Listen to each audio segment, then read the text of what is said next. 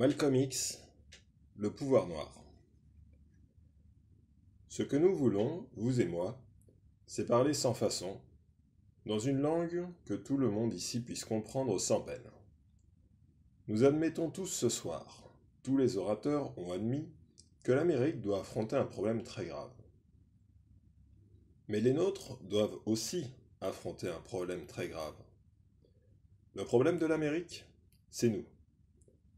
Nous sommes son problème. Si elle a ce problème, c'est pour cette seule raison qu'elle ne veut pas de nous ici. Et toutes les fois que vous vous considérez, que vous voyez noir, brun, rouge ou jaune, ce que l'on appelle un nègre, vous représentez un individu qui pose un problème très grave à l'Amérique parce qu'on ne veut pas de lui. Une fois que vous avez accepté de prendre cela comme un fait, vous pouvez combiner une ligne d'action qui vous fera apparaître comme intelligent et non plus comme inintelligent. Ce que nous devons faire, vous et moi, c'est apprendre à oublier nos divergences. Lorsque nous nous réunissons, ce n'est pas en tant que baptiste ou méthodiste. Vous ne recevez pas des coups parce que vous êtes méthodiste ou baptiste. Vous ne recevez pas des coups parce que vous êtes démocrate ou républicain. Vous ne recevez pas des coups parce que vous êtes maçon. Et vous ne prenez certainement pas des coups parce que vous êtes américain. Car si vous étiez américain, vous ne recevriez pas de coups. Vous en recevez parce que vous êtes un noir. Vous en recevez, nous en recevons tous pour cette même raison. Ainsi, nous sommes tous des noirs, ce que l'on appelle des nègres, des citoyens de seconde zone, d'anciens esclaves. Vous n'êtes rien d'autre qu'un ex-esclave. Vous n'aimez pas vous l'entendre dire. Mais qu'êtes-vous d'autre ? Vous n'êtes pas arrivé ici à bord du Mayflower. Vous êtes arrivé sur un navire de la traite, enchaîné comme chevaux, vaches ou poulets. Et vous avez été amené ici par ceux qui sont venus à bord du Mayflower. Vous avez été amené par ceux que l'on appelle des pèlerins ou les pères fondateurs. Ce sont ces gens-là qui vous ont amené ici. Nous avons un ennemi commun. Nous avons ceci en commun. Le même oppresseur, le même exploiteur et le même discriminateur. Mais une fois que nous aurons tous compris que nous avons le même ennemi, nous nous unirons.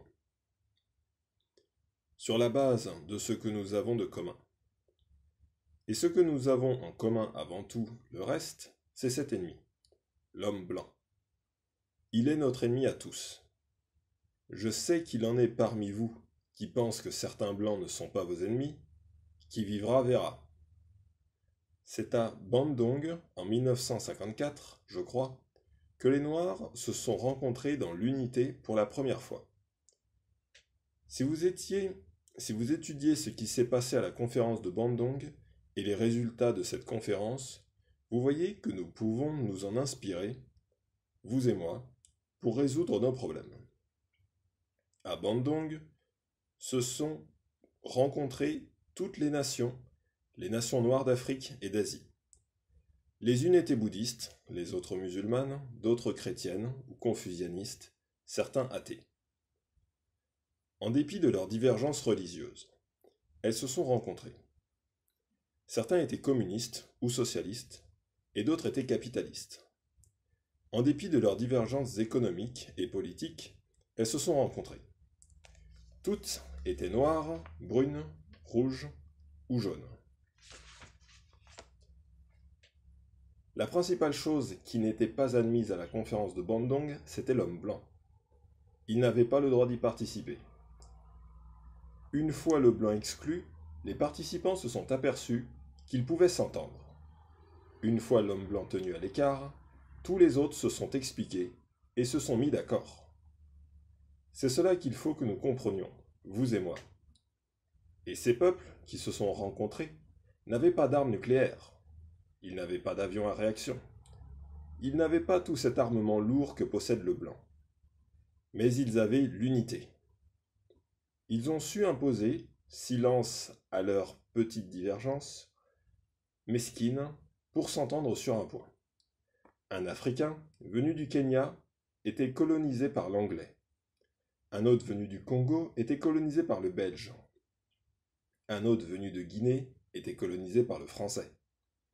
Un autre encore, venu de l'Angola, était colonisé par le portugais.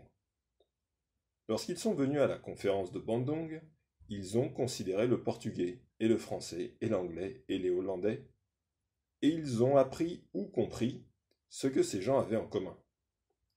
Tous venaient d'Europe, tous étaient des Européens blonds aux yeux bleus, à la peau blanche. Ils ont commencé à voir qui était leur ennemi. L'homme qui colonisait les nôtres au Kenya les colonisait également au Congo.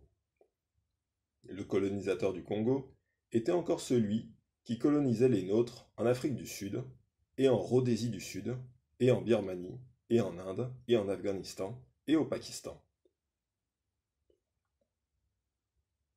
Ils ont compris que partout où l'homme de couleur sombre était opprimé de par le monde, il était opprimé par le blanc. Que partout où il était exploité par le blanc. Ainsi, ils se sont unis sur cette base, le fait qu'ils avaient un ennemi commun.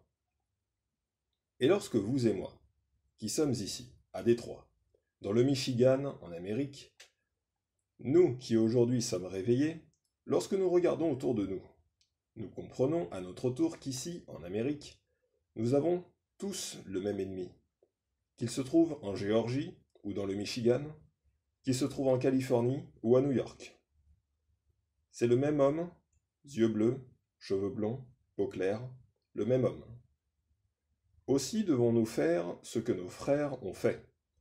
Ils se sont entendus pour mettre fin aux querelles qui les opposaient les uns aux autres. Toutes les petites disputes qu'ils avaient, ils ont décidé de les régler entre eux, au sein de leur équipe. On ne laisse pas l'ennemi savoir que l'on est en désaccord. Au lieu de laver notre linge sale en public, nous devons comprendre que nous appartenons tous à la même famille. Lorsque vous avez une histoire de famille, vous n'allez pas le crier sur la place publique. Si vous le faites, tout le monde dit que vous êtes mal élevé, peu raffiné, peu civilisé, que vous êtes un sauvage. Si ça ne va pas chez vous, vous réglez ça chez vous. Vous allez dans une pièce, dont vous fermez la porte, vous discutez l'affaire entre vous. Et lorsque vous sortez dans la rue, vous présentez un front commun, un front uni. Et c'est ce que nous devons faire dans notre communauté, et dans la ville, et dans l'État.